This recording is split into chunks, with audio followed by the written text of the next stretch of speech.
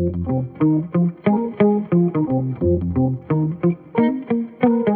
didn't go to Yale or Stanford or Harvard, right? I could just say like at 22, like, oh, like I'm not going to get that job, which means the entirety of my life trajectory is already completely altered.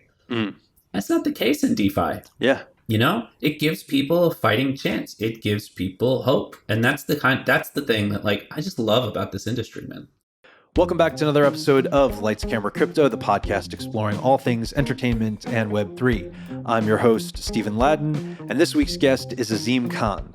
Azeem is the Fundraising and Partnerships Lead at Gitcoin and has a really fascinating story. He was initially pursuing med school, had a near-death experience, dropped out of med school, started working with artists, got into the Web3 space, and that's sort of how he ended up where he is now. He's got a very entrepreneurial background, a very entrepreneurial spirit, has a very almost spiritual approach to the way he lives his life.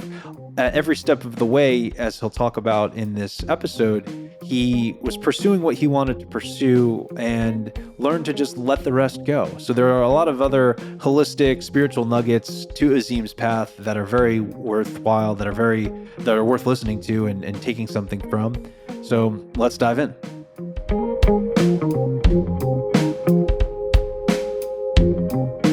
Azeem, welcome to the podcast.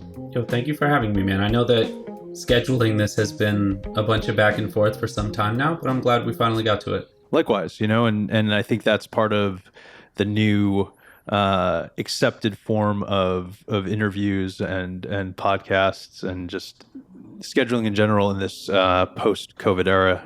It's become, I think everybody's just a little more lenient, Yeah, although I will say I do miss, and I'm looking forward to seeing some shows that are going to be like in a nice studio, in a nice couch where it's like, 6 cameras in a room doing interviews for one person. And there's like different cuts happening, similar to like what LeBron James and them do with The Shop or things like that. And I'm really looking forward to that kind of content in this space. But especially at the moment, you're right. Like this is exactly what makes sense. Totally. And it will be interesting to see if that then becomes, if we revert back to that or if this format, it's a hybrid of both, Yeah, 100%. Well, again, thank you so much for joining on, and really excited to hear about your story. As far as that goes, maybe talk a little bit about what early Azeem was into. Was it finance? Was it numbers? How did your early sort of trajectory and early interests kind of lay the groundwork for where you are now? I'd say it depends how early we're going to go. I was one of those kids that was hustling, doing arbitrage from a very young age.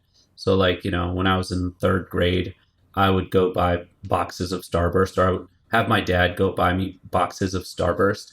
And then I knew that when lunchtime came in middle school or grade school, whatever 3rd grade is, that people would spend $1.75 on lunch. And so they would get a quarter back. And so I would walk around selling Starbursts for 10 cents each or 3 for a quarter.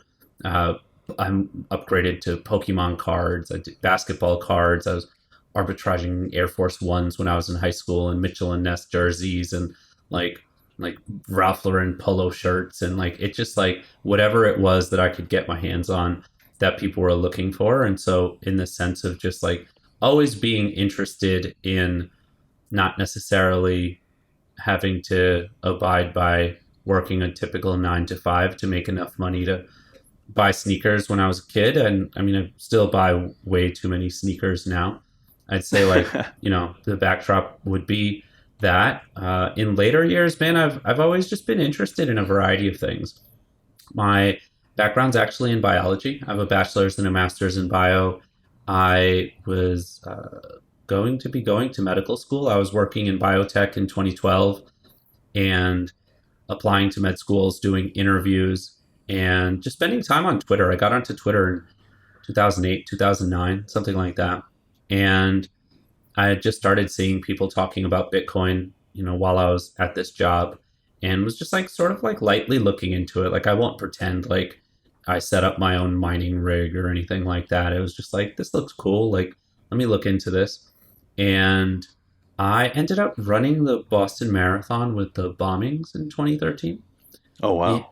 yeah. And so there'd been quite some time that like I wasn't really sure that I wanted to go to medical school, but I put so much time, effort, and money into it that I think I was just like doing it because I'd done it already for years. And I was living in Cambridge at the time too, so I was there for the Boston lockdown, and it was just a week of serious introspection to say the least. And I was just like, you know what, I can't do this medicine thing, Mm.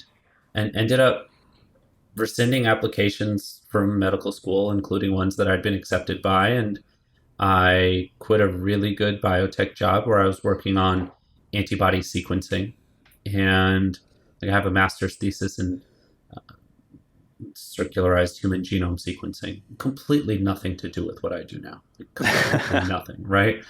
I do have to pay back those student loans at some point still. So I'm hoping like crypto money ends up being enough to help me get there sooner rather than later. Sure. Hopefully the 10K from Biden comes through. But yeah, when I ended up walking away from that, I'd been working on a tech startup part time, and I also started writing for the Huffington Post at the same time. They'd been asking about people's experiences from the Boston lockdown, and I submitted a piece around being a Muslim American runner who was a victim and not a suspect in the attacks, and sort of tried creating like some sort of empathy at a time where there was a lot of finger pointing going on. And the piece went viral, and I just at that time jumped into startups full time. Like I had, it was an app that allowed you to buy and sell photos on your smartphone, and just licensing of photos and videos, and hustled enough press. I was living in Boston still at the time, and we ended up raising some angel money at the time, and I was just sitting on Twitter all like in my free time and seeing more and more about this Bitcoin stuff in 2012, 2013. I'd done some buying and selling of Bitcoin, but in the end of 2013 was when I ended up writing a piece about the New York City Bitcoin Center that was opening. I don't know if it's still open now or if it's turned into something else, but at the time it was the NYC Bitcoin Center, and I got to meet some Bitcoin OGs. They were hosting a New Year's Eve party for the opening of the place. And so I ended up attending that and meeting a bunch of people who were selling like Bitcoin, and I think it was Dogecoin too, using QR codes, just like screaming in a room. It was crazy, right?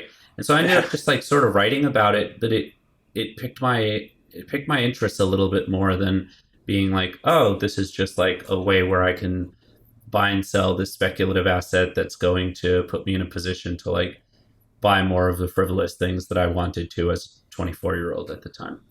And so when I did that, it was like an eye opening experience and having conversations with people in the space. And then from there, early 2014, while I was in a place where I was actually leaving that startup that I had started. I was like starting a dev shop, but as a joke, I was like, I'd seen the whole like Kanye West thing happening. I don't know if you remember that, but as a Yeah. joke, I was like, yo, you know what? I'm going to start Kim Kardashian. And I was like, because that'll put me in a great position to piggyback off the press. Sure. And it was just like a troll. Like, in no means, like, by no means was it something where I expected to really put out a currency or anything like that. It was just like a random internet meme troll that I went for. And I got a lot of press really quickly, like really quickly. Like Newsweek had covered us, Crypto Coin News had covered us, like the Daily Dot. Like there was a bunch of publications that are right away were like, this is a funny story, and most of it was as an excuse to shit on cryptocurrency. Even they were like, Sure. this is things have gone the way of the tulip. Look at this, and in doing so, I remember sitting back and being like, wait, like, what if Kim did launch her own currency? Or like, what if the Mavericks had a currency? Like, that would actually be fascinating, right? Yeah. So it again like further opened my eyes, even though like it wasn't supposed to be serious. I ended up getting the cease and desist, and I wasn't able to move forward. I wasn't able to move forward with it anyway. But it was just one of those things that again like was eye opening. And in an unrelated place, like I started using the HuffPost like to just interview hip hop artists. Like I was doing a dev shop. I was uh, just like a fan of hip hop. I still am very much so. I was watching the Untrapped Little Baby documentary on Prime Video earlier today, and so if anybody who's listening hasn't seen it, just definitely watch it. But but I just started interviewing hip hop artists like in a completely unrelated way, and continued along like paying attention to crypto, but not being involved in a day to day fashion by any means. And 2017, I ended up looking into what was going on with all the ICOs and got involved in some ICOs, made some money, lost some money, sort of like everyone else who was involved at that time. I did some marketing stuff for some of the companies in the space, got to make some relationships, got to see people like making a ton of money, lost wallet addresses that had money, all of that kind of stuff. And, that came and went. In 2019, I tried raising money for a crypto gaming company. So I was alluding to, I have a lot of relationships in the media and entertainment space. And I had decided, I don't know if you're a gamer, I wanted to make Super Smash Brothers, but with rappers, basketball players, influencers. And I wanted, Amazing. yeah, and I wanted everything in the game to be an NFT. And this was really around when like Yeezys were really starting to like really pop, and like looking at just the artificial scarcity that had been there. And I was just like, if you only put 10,000 Kanye West NFTs in the game, and then you had like a marketplace for trying to sell them afterwards, and anyone who wanted to use Kanye in the game had to buy one of these, and that was just it. So it's like similar to what OpenSea was trying to do. I'd spoken to them about potentially joining at the time as well, but that didn't end up working out. They were still, it was early 2020 when I spoke to them, late 2019. But yeah, as I was trying to raise money for this game in 2019, every investor I spoke to told me crypto and gaming don't go together. Really? Yeah, yeah. I won't name any names publicly, but like the biggest firms were like, here's our gaming division. And they were like, I speak to them and they're like, yeah, like this isn't gaming, this is crypto. You should go talk to the crypto people. And I'd go talk to the crypto people. And they'd be like, yeah, like this isn't crypto. You should talk to the gaming people. And I was like, this is a fucking clusterfuck. And Yeah. I mean, it's ironic, like, looking at things years later, but that's just how it is. Like, traditionally, I'd say 99% of VCs have zero conviction and like no original thoughts. And so, some of them are remarkable. Not that he's a VC, but one of the people who did actually believe in the idea was Balaji. And so this was like in mid 2019. I had sent him some DMs and was like, what do you think about the idea? And he was like, I actually think the idea works as long as you have the relationships in the entertainment industry. And I'd pitched him on being an angel, and he was just busy at the time, and I wasn't getting any other funds. But like, I always, to his credit, like he responded and we had a convo about it. He said it worked. And so, that was cool. But ultimately, because I couldn't raise funds, I ended up at a company named Aglet, which is like Pokemon Go for sneakerheads, and very much so the precursor to Steppen. I don't know if you've seen Hmm. Steppen, but like it's a Solana based game where it's like all based with crypto. They had they had they had some massive growth and then like massive declines earlier this year. But Aglet was basically you collect virtual sneakers in the form of you collect sneakers in the form of like these virtual skins, and then you take a look at the attributes that they have on how quickly they degrade and their earning power, and you would earn in-game currency for going out into the real world and walking and doing different. Yeah, so it was a really interesting game. We launched right when COVID hit. I joined as the head of growth and partnerships when they were still in stealth, and the game's been very successful. Even my time there, we were very successful. I can't take all credit. I think like because of the fact that we were in the middle of COVID, like there was a lot of people who had nothing to do and they needed a reason to be able to take a walk. So they downloaded the game as a way to like gamify their walking experience. Yeah, Yeah. yeah. But did that for 2020. We did very well. We did. I think we were the first thing. We did a partnership with Gucci, and I think we were the first like metaverse play that Gucci tried getting into when they were launching something called like Gucci Gucci Garage or something. Like it was like digital versions of physical shoes, something like that. But like, Yeah. along the line, and it was an interesting time because I got a chance to have conversations and help educate lots of companies like in what it meant to what the metaverse even meant. And, so I was talking to Gucci and Versace and Armani and Stadium Goods and Nike and Adidas. And these companies were like, what is the metaverse? So it was a really interesting time. But ultimately in 2021, I got approached by some Web3 investors who were like, we like your background, and especially with the entertainment stuff. And we want you to launch like a Web3 version of Kickstarter, basically, but specifically Sweet. for crowdfunding for creators. And ended up, raising money for that, launching a product. I didn't launch a token; the company launched a token, and there's like gray areas around that. We had to go out of our way to separate everything. It was interesting, like how all of it had to play out in terms of tokens. I like stayed away from that side, but like the company did launch a token, we launched the product, everything worked. But man, bull market launching a company is stressful, bro. Like it I is bet. stressful.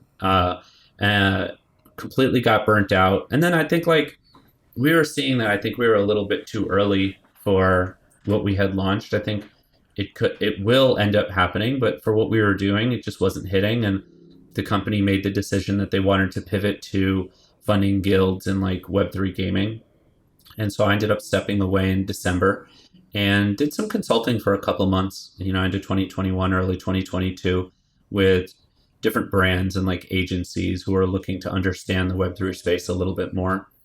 And then ultimately, I had done Kernel, which is a Gitcoin spinoff, and I was interested in potentially starting an Impact DAO or something along those lines.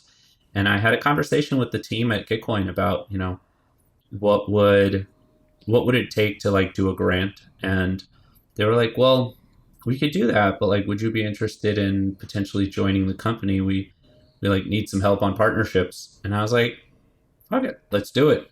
And so, fast forward a couple months, and I help lead our partnerships and fundraising efforts now at Gitcoin, which is like the dopest job possible.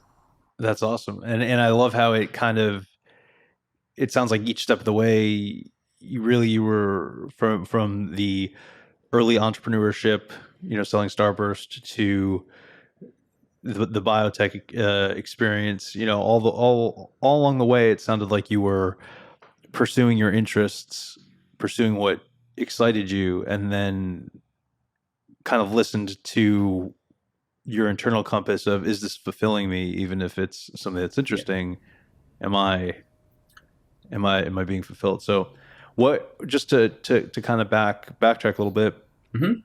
what gave you Hmm. the sort of confidence to step away from biotech and actually make that shift? Because that's a pretty big move for, to be going along that path. Yeah, yeah, yeah, yeah. I think it was just a near death experience. Like I was at mile 24 when the military quarantined us from like finishing the race basically. And I would have been at the finish line had I not run with a friend that day. He had run with me for the first 16 or 17 miles of the race and slowed me down by like enough minutes per mile compared to my training that had I not been like, yo, fuck it, bro, like let's just run together. Like we're not trying to win this, like we're just trying to finish. That I would have been at the finish line. And yeah, exactly. And then, I was living in Cambridge at the time. It was a quarter mile away from where the alleged attackers or the attackers, I never know the right wording, but like where they lived. Wow. And like the mosque that they went to, I walked by every day on my way to work. And, when I saw Black Hawk helicopters on TV, it was like moments after I saw them passing over my apartment. And so it was just like, it was a real reminder like life is fucking short, bro. Like, and I was just like, you know what, Mm-hmm. like fuck it, I'll figure it out. And that's honestly sort of just been like my thesis. I had a conversation with someone earlier today who a little bit younger, looking to raise money for a company, and he was just like, yeah, so like, what's your plan? And I was just like, I don't have one. And he's like, how's that possible? I was like, I remember being in biotech, and then I remember working with the biggest artists in the world doing random things and having a gaming company at a huge record label. And now, like, I help fund public goods. And it's just like, I can appreciate like the need to have some sort of control and tell yourself that there's this 5 year plan, and maybe that works with like certain professions where you have like a more structured understanding of where you are and where you're going to be and what promotions look like and where you're going to live. But being that I'm fortunate enough not to be in that position, like, I don't pretend to have any control over what the future holds. And as you already alluded to and mentioned, which is totally true, like I follow my passions until like it doesn't make sense anymore in my gut. And then I just listen to my gut, and like, when I walked away from the company in 2021, like I walked away from what would have been a lot of money had I vested it. Mm. And I was just like, I don't give a fuck. Like, if money is meant for me, money will come my way. If money is not meant for me, no matter what I do, money will not come my way. Right, right. Which gets back to what you're saying, all about control, because those are external. You can do your part, but exactly to what you're saying, if it's meant to be, it's going to happen regardless if you do X or Y or Z. Exactly. It's one of those things like, I'm a spiritual and religious person. It's just like, if it's written for me, it'll happen. And if it's not, no matter what the fuck I do, it won't. And I'd say what's also been so interesting is I grew up in an area that was really rough. And like everything was about like hustling, making money so I could buy my shoes, get new cell phones, whatever it was. And one of the things I realized was like, it took me to stop chasing money for money to start finding me in life, Hmm. And so the more I've learned to let go, the more I've found that things have come without friction. And so what I've worked at more and more as I've attained any levels of success is learning to let go more and more and just like accept that these things are not in my control. Do what I can do and let everything else be. And then just like leave it at that. Like, I think so many people have this idea in their heads of what they think they should be or what success looks like in a way that actually stops them from then attaining success. Because, I'm just about like go with the flow and like live life, enjoy it, and it'll come. Totally, totally. And it's almost like when you're trying to fit the vision of success or of whatever money in your life looks like, you're trying to fit a version of life to perhaps what your ego has created rather than, Yeah, 100%.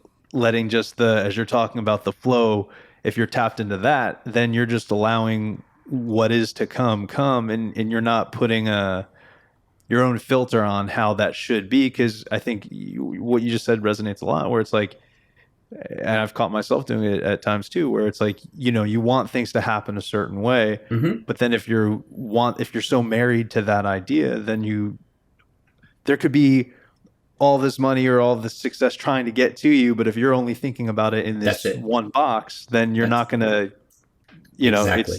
it wants to be like, hey, this is for Exactly. you. Exactly. You miss the signals for the other opportunities that are there, and you're like, I can only be happy with like this.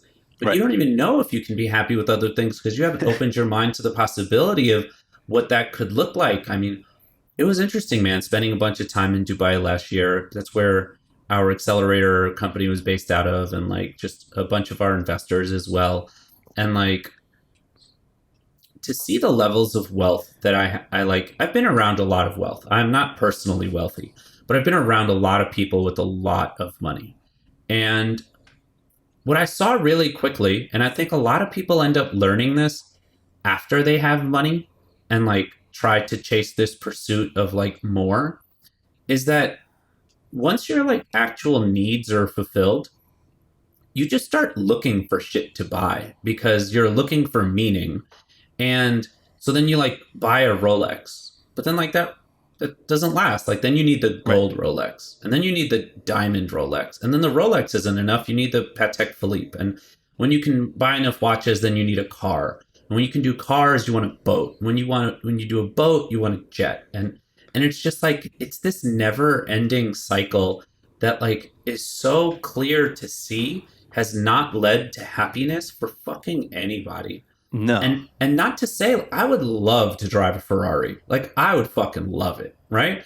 But the sacrifices that I would have to forcefully make to try to have it without it having like come to me, it's not worth it. And I got a chance to just see it on so many people. I think most people aren't in the position where they've like had the opportunity to witness it so closely to them. And so it's like I'd see all these people and I'd be like, you have everything. Like you have a $20,000 action figure of Iron Man that's life size sitting in your like basement. Like you've gotten to the point that like that's what you buy now. Not just like I fucking love Iron Man, but it's Sure. just like at what point is enough enough? And I realized like real wealth ended up being in learning to want less. And so like as I've done that and going back to like learning to let go, what's been so funny is like seeing myself in positions to be like, oh, I could do XYZ to like make this much, or I could help close this deal that's worth seven figures. And to like be like, wait, like it took not giving a fuck to be able to start, Yes. it took not giving a fuck to being able to like be in a position to like because there's no pressure on me. I'm not like if the deal doesn't close, my life. I don't give a fuck, man. Like just do the shit. Like whatever. A ten thousand Totally. dollar deal and a $10 million deal are the same fucking thing. Doesn't fucking matter. And at the end of the day, too, whether it's the $10,000 deal or $10 million deal, as you said before, if it's meant for you, it's going to come. So it doesn't matter if it's that deal or the next Yeah. deal. There's you control what you can control, and beyond that, there's no regrets because you've done Yeah. your part. And literally, that's I think to what you're saying. It's like people. It sounds like ourselves at points get included. It's like you try to do things beyond your Hmm. control or worry about things that are beyond your control, and it's just wasted time, wasted energy that could be spent not giving a fuck, opening yourself up to Yeah. the abundance or the joy of life that's waiting for you. 100%. And there's just so much more to like be able to do. Like go for a fucking walk. Yeah. Like leave your phone at home and go for a walk. Like hang out with your friends. Like have a good meal with your family. There's so many things like that that I've just learned over the years that matter so much more. And like I ordered something like dumb as fuck yesterday. That's like an expensive thing. So it's not like I'm immune to wanting nice things. I think there are some people who like they like go the route of like wanting to be like the Dalai Lama. Like I don't pretend to be that either, right?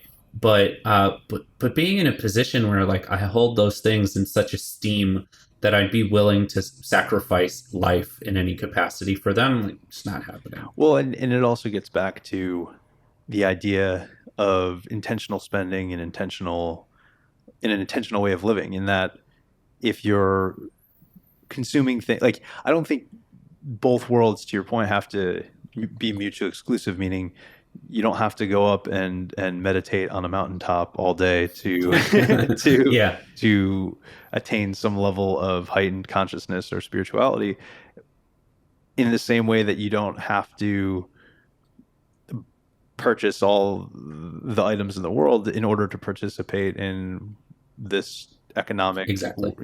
Yeah. but I think if people took a minute and thought more about what it is that they're buying and why, then suddenly there's more direction to, it's kind of the alignment of all of this, I think, is on the wavelength of thinking, what life do you want, doing what you can to get it, and letting the rest kind of, you Yeah. know And one of the really interesting things I got to see is the wealthiest people aren't trying to impress anybody when it comes to like stuff, right? I always saw like it was the people who just got some money, like who like quote unquote haven't been there before, that like needed to do it all, needed to show you, needed to put it on Instagram, wanted to make a TikTok about it.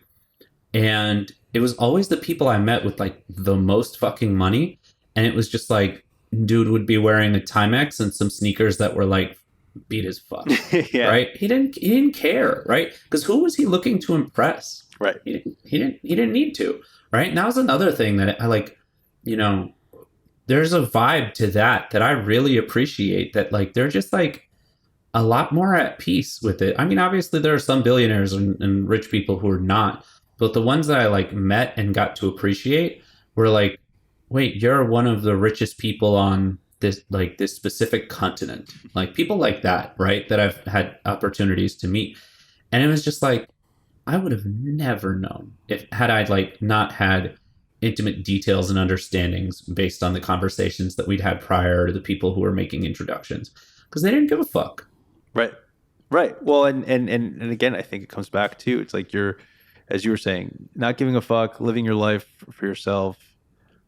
There's power in that, where you're not chasing the next Ferrari or the next Rolex or the next anything Yeah. externally. It's, you can kind of sit back knowing you're taking care of yourself in whatever pursuit Mm-hmm. that is.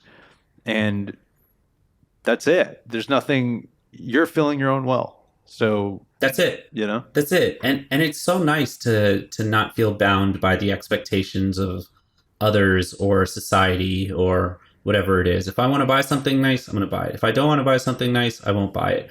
And if I even do, I don't want anyone to know I have it. Like, yeah, like, sure. yeah, it's like I'm going out of my way to have the things for me.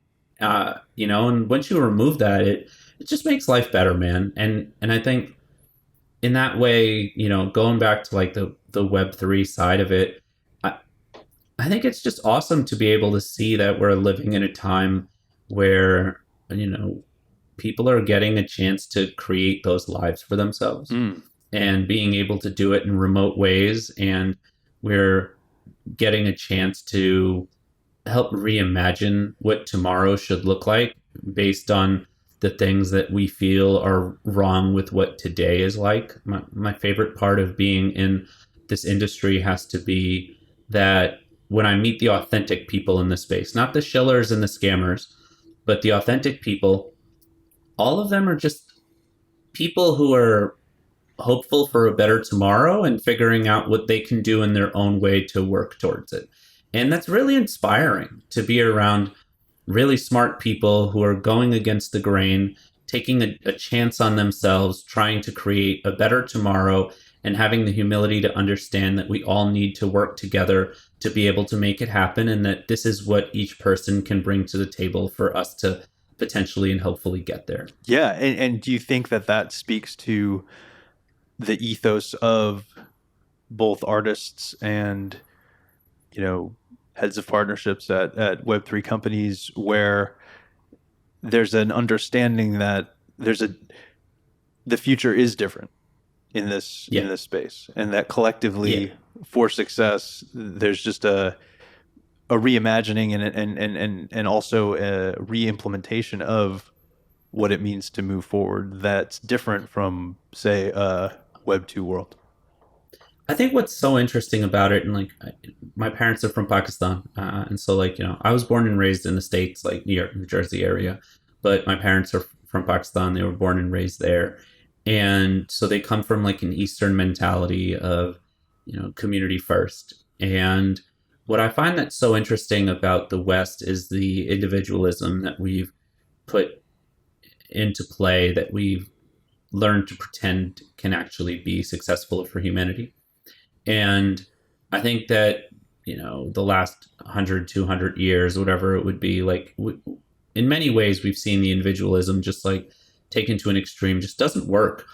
And what I see happening a lot with Web3 is that I think that we're realizing that we need to go back to community first, to collectivism, like, helping each other, whatever it would be, and like separating ourselves from this hyper individualism. And I'd say that's another one of the things about the industry that I appreciate. It's that people have that humility of understanding, and they're sort of finding their tribes Mm. and then finding a way to, take part in those tribes in the way that they can. Do you think then that as the years progress, that more and more people as they become adopters of Web3, presumably will begin to find their tribes, and then that will only impact and kind of hit the accelerator on Web3 adoption as more and more people find their niche and find, hey, here's a community that I can interact with both through the computer, but also in real life, and have real tangible results in the real world, but also through this community that perhaps I didn't have access to or didn't know existed prior. Yeah, I honestly do think so. I'm very curious how it ends up being that there will be communities that you're sort of born or brought into, and then there's going to be other communities that you end up, actively taking part in. I think there's probably a lot to be learned from places where there's developing nations and these communities and these tribes exist. I'm trying to find a way to be able to understand how it works. Like in Pakistan, like there's tribes, there's village elders, they do their own forms of proposals, they have their own decentralized governance, some of them have their own currencies. So it's like I think a lot of the wisdom is actually already there. And so, there's tribes that you're born into, there's tribes that you marry into, there's jobs that you take. And so I think we're just moving into a digitally native version of the way that humans used to live prior to this hyper individualism of the West that we've been spreading everywhere. Mm. And so, I've been trying to find time to be able to go back and understand what are the things that we can learn from the people who have done this already, but they just did it like without Discord. Right. Which is essentially, as you just said, that was the building of community for generations around different cultures and different communities globally.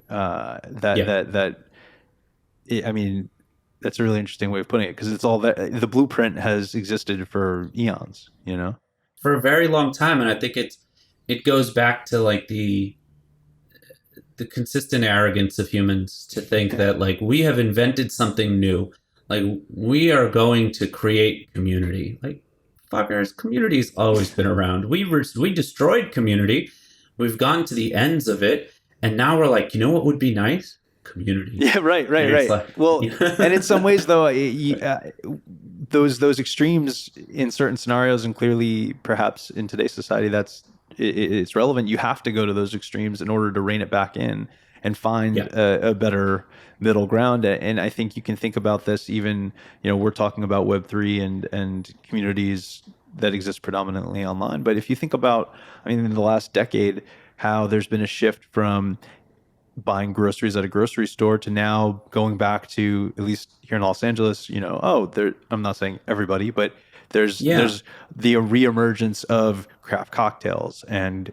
coffee shops and the butcher and homemade ice cream. Exactly. And the leather goods guy who can work on your shoes and your backpack, like things that perhaps in the 90s and 2000s were not as hip or cool. I don't know. 100%, because you wanted to go get like the designer thing that everyone else had, right? And it's like it's moving away from it. Right. Yeah, and it's like it's an awesome thing to be able to witness. I think like people just miss that like human element, right? Like, you have your butcher that you go see, or like, people who love their coffee shop, they love that like minute and a half of small talk with the barista that they know, who knows them, who asks how their dog is doing or how their kids are doing. Or so like we've been missing those things as we moved into this like in like insanely globalized world where like it was a status symbol not to drink at the local coffee shop anymore because you had all your Starbucks points. Right. And so, like it's been interesting to see exactly that, like to like go for like the co-ops for finding like food. I've been like in LA to be able to do that, and like the great ice cream places or the homemade burger in place of, the McDonald's. Sure. 100%. Like it's, at least when I've been like trying to step back and sort of look at it, like that's what I've seen. It's just been surprising to me that more people aren't picking up on the fact that we're just like going back to how things used to be. I think it's like a random thing. I ended up having sushi for lunch today. And sushi is like seen as like, especially at the highest level, it's seen as like the food of the rich, right? Or it's a rich food. Like it's expensive to eat sushi. It's not like on the cheaper end of things. And I could be wrong, so don't fully quote me, but from my understanding, the way that sushi was created was basically the fishermen that would go out to get the fish were on water all day long. And so they would just like cut some raw fish and then bring rice with them and just eat it. So it was like poor people food, Huh. right? Yeah. So it's like at its core, it's like poor people food because they were fishermen who like had no other way to do it. And now we've turned it into this like rich people thing. Or like when we think about like we want grass fed, no hormone milk. Like that is what farmers have regularly been doing forever. But it's the idea of like when you get to like the ultimate levels of wealth, people are like trying to figure out how to simulate what the poorest people are doing. Like in Pakistan, they're all eating non GMO chickens like and open range cows and things like that because they're poor because they can't go to the grocery store and pick up whatever they need to. So they're doing it this way. And so when people get like rich as fuck, they're like going back and then being like, let's live like poor people for a lot of money. Let's pay a lot of money to live like poor people. Right. So I think you're tapping into something really interesting, which is it seems there's way more similarities at the fringes, the ends of the spectrum of society than perhaps we give credit for. And perhaps that's what this venture into Web3 and this decentralized world will help kind of highlight, which is, I believe it will. you know, Yeah, I really believe it will. And I'm hoping that it does because like the idea of being able to uplift people out of poverty and to bring them into a global financial system that doesn't involve needing to go to JP Morgan and Bank of America and can set that up in like these frictionless ways. Like DAOs themselves are so fascinating. If you want to hire somebody, and I was in Colombia for DevCon, you want to hire someone in Bogota, the amount of paperwork and headaches and like do they have a bank account and how do you wire it and how long it takes, and as opposed to like spin up a wallet, send them some like even like a native DAO token, or you send them USDC or you send them ETH, whatever it is, something that has any liquidity, you can send it to them, they can swap it, they can do things with it. Argentina is a place with hyperinflation. I met some founders who started a company that's like a MetaMask competitor, and they were telling me that in Argentina, because of the inflation, it's actually illegal to trade pesos for dollars. whoa. And the actual rate, if you were to look at it, it's supposed to be 120 pesos to a dollar was the number that we talked about. But they said that because it's illegal, that the only way to do it is on the black market. And if you go to the black market to get it, it's 300 pesos to a dollar. So there's a 2.5x arbitrage that the black market is taking on if you want to get your hands on dollars to protect yourself against inflation. Now think about what you're able to do for people by teaching them to be able to set up just self-custody wallets and be able to figure out how to transfer currency and then just swap into USDC or USDT or DAI. And then separate from that how you could put them in positions to use DeFi protocols like Aave or Compound to then earn yield. And not like, the UST 20% definitely a scam kind of thing, but the like, right? Yeah. But like, or Celsius, right? Like, but something that's like a low yield product that, they're in a position where if they stayed in their native currencies, all of a sudden they're dealing with hyperinflation and can't afford to buy basic food. And this new technology puts them in a position where they're not only not losing money, they're actually gaining some money. And even a small yield ends up making a massive difference for them because their currency's hyperinflating in real time. So that, like, even the small yield is massive profits for them. Sure. So on a play that out, I guess, specifically to artists, as you had mentioned, working with them previously. How does this impact the model from your perspective as we've known it previously? A lot, man. I did an article on Forefront about this like 2 months back, maybe. But having spent time in the music industry, one of the big things that ends up happening is that a majority of things are like all businesses, it's just financing, right? Like that's what you end up getting. Let's say you're like a recording artist who gets signed to a major record label. You get access to distribution through relationships that are pre-existing and being able to have, playlists or radio play or movies or video games. They have the relationships to set up that kind of distribution. And then they're just financing you, right? Like you're a recording artist who knows how to make popular music, but like what are you going to do to get your initial marketing done? Like how are you going to do mixing and mastering and recording and like putting your music out there? And like now there's a lot more services that make it way easier and way cheaper. But a traditional artist who's like a musician, you would figure out how to get enough buzz that you're able to go to a record label who will then say, you know, here's a terrible deal with which we're going to give you a loan, and they call it an advance, but let's give you a loan. This loan has a pretty high interest rate on it, and you're then going to use this money to help support your own career by making more music and getting features and shooting music videos and putting your music out and doing marketing and promotion, all those things. But really all they're doing is like, prove to us you deserve to get a loan from us. And then we're going to take a certain percentage of everything you make, from merchandise to music to touring, whatever it would be, brand deals. We're going to take a certain percentage of everything until this loan is paid back. But like the way the terms tend to be set up is that like most people never get out of that. And they say, oh, also in return for us giving you this loan, you have to give us all of the rights to your music in, you know, for this period of time, for this number of albums, whatever it is. So you don't even own your own music. So let's say you're not an artist who puts themselves in a position where they can pay that loan back. You lose all of your creative freedom. You lose all of your IP and copyright, and you still owe the record label a big fuck ton of money. Right. Right.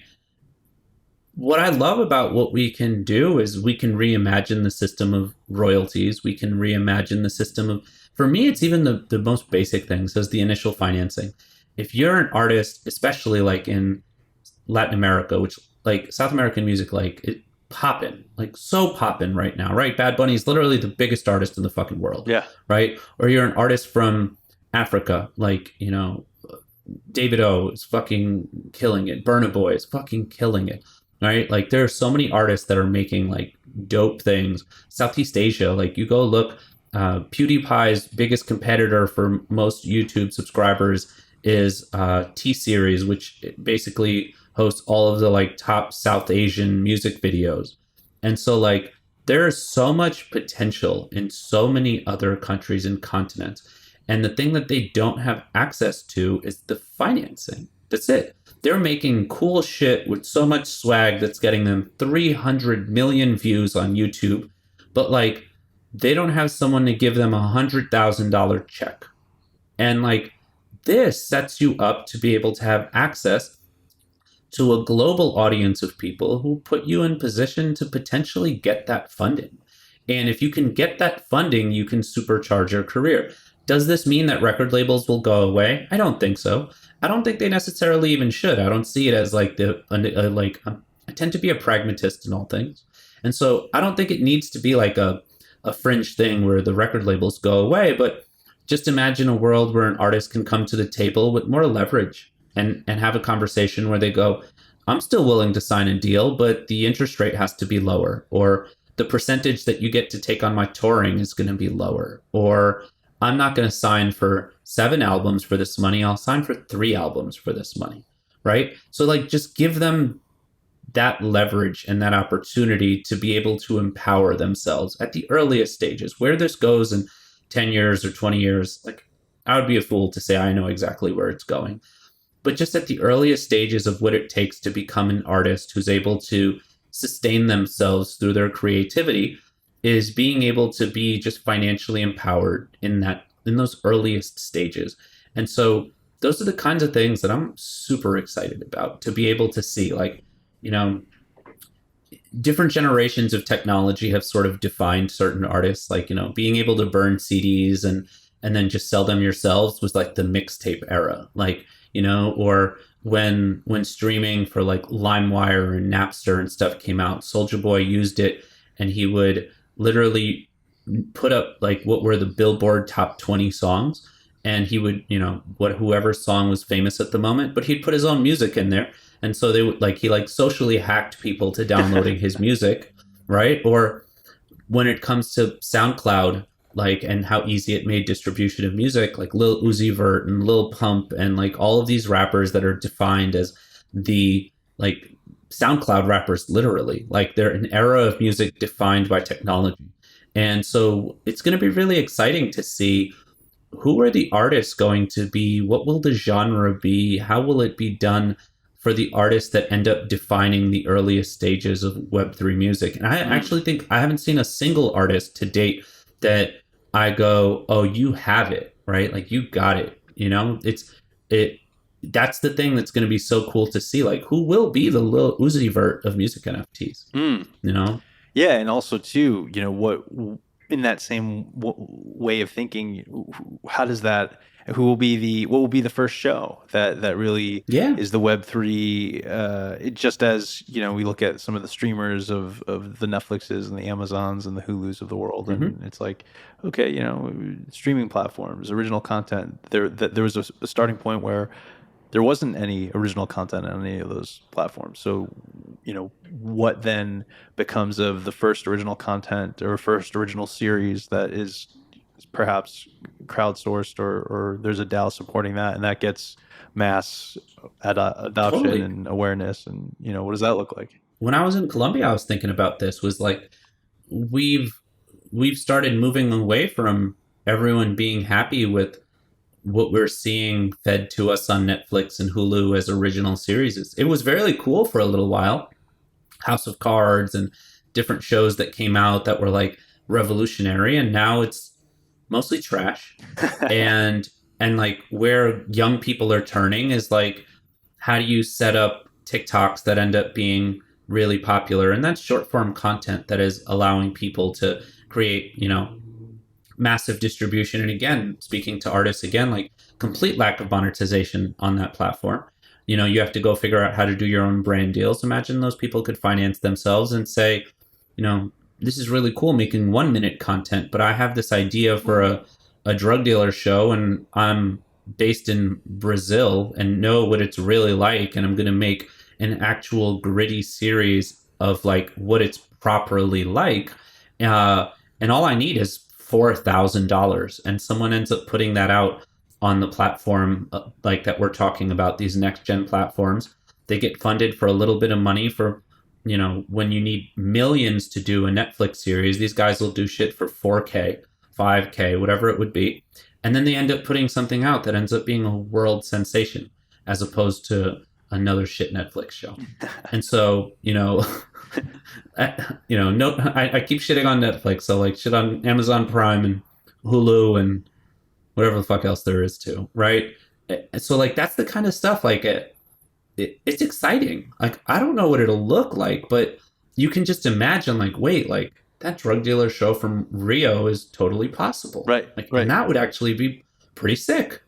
And so how that opens up possibilities to reimagine, and it would go back to even what we were talking about with the leather goods place and the butcher is going from feeling this cheap made stuff isn't cool and we need the really well produced, super buttoned up and fucking Thors and everything kind of stuff, right? To these random no name actors who aren't really actors and aren't trained, but can tell you a good, compelling story because of their life experiences. Yeah, and it will be interesting to see if that 4K produced Brazil show then has the legs from that. If a Netflix or an Amazon comes in and then takes it from there, And so I think there is kind of a coexisting, just as you mentioned, record labels not going away. Perhaps there's the same too, where the studios aren't necessarily going anywhere, but there's going to be a different way in which people can interact with the call it the powers that be. So it's really interesting to think about. Yeah, I think that, what's funny is I think one of the things, and it might be heresy for a Web3 person, I think a lot of people think that Web3 is destroying the power structures with the intent to keep them destroyed. I don't think that's the case. I think most people are fed up with the fact that they can't win with the old power structures, and they're trying to reimagine new power structures. Like I'm really big on like utopian thinking leads to dystopian outcomes. And so like I think that people are just trying to figure out how to create a world where they feel that things are a little bit more even in the playing field. And like how do you reimagine these power structures so that we can set them up a little bit differently? Like I don't think they ever go away. Totally. And on that tip too, it kind of goes back to what we were saying in terms of living your authentic self and pursuing the things you want to pursue. When that is infused within art and creation and everything like that, there's something you can't really manufacture if content is coming from that place, and whether or not it resonates with other people, or I should say is commercially viable, there's a Mm-hmm. heart that you can't replicate, that can never be taken, regardless of if a piece of content is your cup of tea or not. If it's being created from the place we were talking about before, inherently people can pick up on that through their spidey sense Yes. or whatever you want Yes. to call it. Yeah, So totally. That authenticity can be felt. right, and so I think what's interesting is, to your point of kind of changing the power dynamic, it gives people the freedom to create from that place without having to hear no because another company or corporation or studio or network, it says, well, I don't think it's going to fit our audience, or that's not going to sell, or we're not going to be able to sell ads. It's like, okay, well, here is a DAO or a group of people that want to support this, and here's a community that does want what's coming from Mm-hmm. the artist. So it's Here's how to get proof of concept. Because the problem is, a lot of the people in those positions of power are out of touch with the reality of the things that they're supposed to be greenlighting. Like an example, I said I was watching the Lil Baby documentary earlier. Lil Baby had the biggest album of 2020 across all genres, not biggest hip hop album, across all oh genres, an wow. album called My Turn. Literally the biggest album in the world for all of 2020. And he didn't even get nominated for Best Rap Album at the Grammys. How out of touch do you need to be Yeah. that the biggest artist in the world in a given year doesn't even get potential best album for his genre, right? And so those are the kinds of people that we're going against, is the people who are in the positions to vote for the Grammys are that out of touch. And you can see that across all industries. It doesn't just have to be music. And so being able to do it in this way where some proof of concept can be done or whatever it is, it creates more decision makers, and it just like gives people more of a fighting chance. Mm. Like I don't think that web3 is 100% meritocratic. I don't think anything is 100% meritocratic, but I will say, based on all of the industries that I've played around in to date, it is the most meritocratic that I've found, right? And just that is saying a lot. Like to say that it's not perfect is not where I'll land. It's to say it's way better than like I get to be, if I want to be at a DeFi protocol and essentially be in finance, I can find my way into a DeFi protocol and work my way up, not having, I didn't go to Yale or Stanford or Harvard, right? But like, had I wanted to go into investment banking and private equity and traditional finance in the ways that it's done in the regular finance world, had I not gone to those schools, I could just say like at 22, like, oh, like I'm not going to get that job, which means the entirety of my life trajectory is already completely altered. Mm. That's not the case in DeFi. Yeah.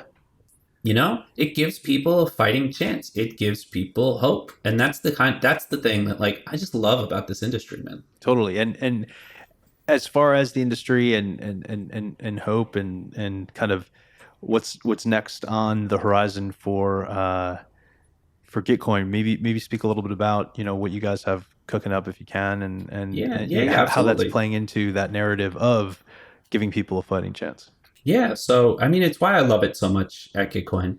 But we have, for going on 4 years now, been running a centralized grants program where we run quarterly grants rounds, and there are different verticals. A main round or an open source round, a climate round, a diversity, equity, inclusion round, a centralized science round, Ethereum infrastructure round, or we also have been running ecosystem rounds. So a Polygon comes to us and says there are specific criteria for things that we're looking to have built in our ecosystem, and we want to use you guys as a supplement to our native grants program for people to be able to come apply, get some grant money, and build the things that we need in this space.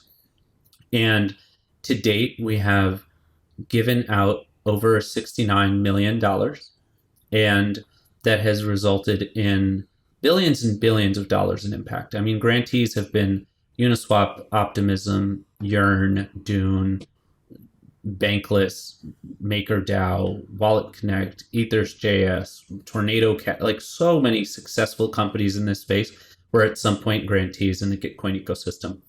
And so we're in this place now where we're actually sunsetting that centralized grants program because we don't think that there should be a small subset of people at Gitcoin who are deciding all of these things. And we're creating a decentralized protocol that we're looking to launch in Q1 of 2023 as we're putting together just various like alpha and beta rounds for testing and hoping to have a publicly available beta at the end of Q1 2023. So the future of it and like being able to give more people a fighting chance is honestly that is, grant money has been essential. It's the lifeblood of Web3. It's so different than like in Web2 and stuff where everyone has to raise venture money. But the idea of helping fund public goods and being in a position to give money to builders is something that's essential to Web3, and it's awesome to be launching this protocol in the near future. Awesome. It sounds like then that there's a real strong ethos at the heart of Gitcoin of adhering to the sort of decentralized principles that we were just talking about. Yeah, 100% is like really trying to live by those and work at credible neutrality in us approaching the things that we do. And I think that this protocol really puts us in a position to do that because it opens the floodgates to sort of anyone using it. Maybe they didn't want to run a grants round when we were running a grants round. Maybe they wanted to do things a little bit differently. Maybe they didn't want the Gitcoin branding there, whatever it would be. But being that Gitcoin and quadratic funding has been such a successful experiment to date with us running it, it only makes sense to see what it would be like to do it where anyone else can do it and help expand this like narrative of being able to get access to public goods and quadratic funding and community voting with dollars and everything that comes with the awesomeness that's Gitcoin. Yeah. Well, excited to see Q1 2023 and beyond how the sort of new implementation of the vision here plays out. And yeah, man, it's really going to be exciting. We're having awesome conversations with a bunch of partners, and everyone's excited about it internally and externally. It's creating, there's a little bit of chaos that we're having to figure out because there's a way that we've been doing things for years and years, and that thing is now changing drastically. And so it takes reimagining and flexibility and adaptability and all those kinds of things to be able to succeed. What are my KPIs when prior to this it was how much money I brought into the matching pool when there's no matching pool to raise money for at the moment, right? And everybody's positions are experiencing that kind of thing, but I think ultimately will lead to really good things. Totally. And as you said, it's like just going with the flow, Yeah, just going with the flow. Exactly. That's 100% it. Like I'm completely, I think after many years of being in startups and everything, I think also what I've learned is like I'm really comfortable in chaos. If anything, like I'm uncomfortable in stability. Which gets back to the adage, cliche perhaps, but the only thing consistent is change. So if you embody that in your thought processes and way of living, then change isn't a scary thing. It's just the norm. Just thing, yeah. And it's fun to deal with it, like, and experience it and sort of see how it goes. You never really know what you have in you till you're like forced to actually do it. And so it's fun to have your back against the wall and like see how you can perform. Totally. And from that place, that's where some really cool innovation happens. So Yeah, it's another one of the adages of necessity is the mother of innovation. yes, very applicable. Uh, Yeah. awesome. Well, this has been another episode of the Lights Camera Crypto podcast. Azeem Khan, thank you. Thank you. Thank you. This was dope, dude. Thank you for having me. My pleasure.